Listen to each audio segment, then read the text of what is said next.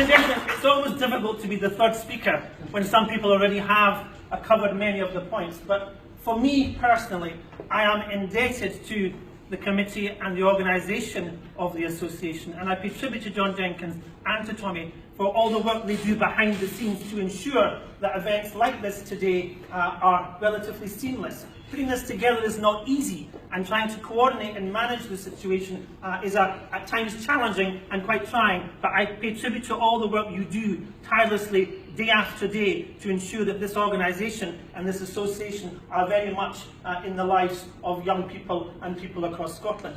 I have the honour and privilege to be an honorary ambassador and the president of the Ribbons of Poppy, but these roles are very much opportunities for me to support the organisation.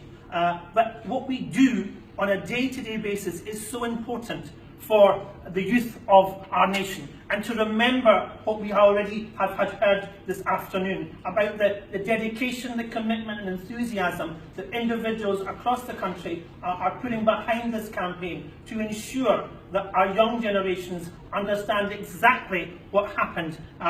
For myself, it's quite difficult to imagine what World War I might have been like. I've seen some films and I've visited locations that give you a flavour, but for actually being there, it must have been the most horrific situation that these individuals found themselves in.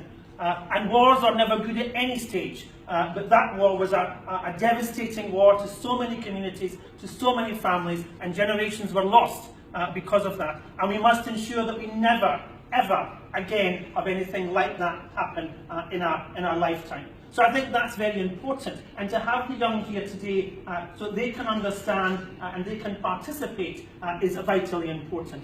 But your participation, each and every one of you who's come along today, know exactly what we're trying to achieve and know exactly what we want to say, because as I say, we're a very proud nation and we should be proud of what we have achieved in ensuring that we do have a stable United Kingdom today, and that serves us all well as we move forward.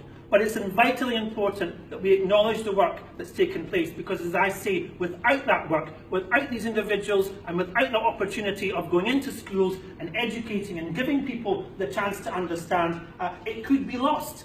And that would be a tragedy itself.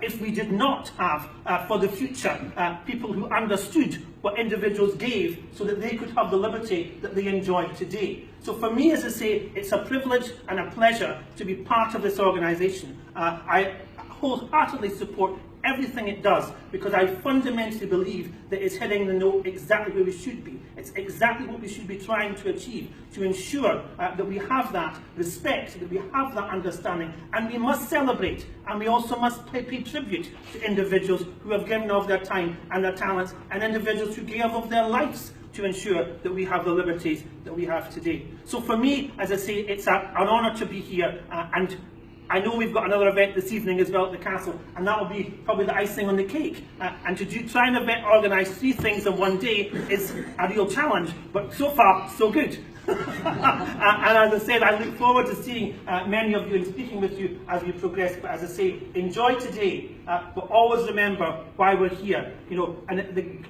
as was said at the very end of the service, at the going down of the sun and in the morning, we will remember them, and we should remember them, because they gave their lives for us today. Thank you.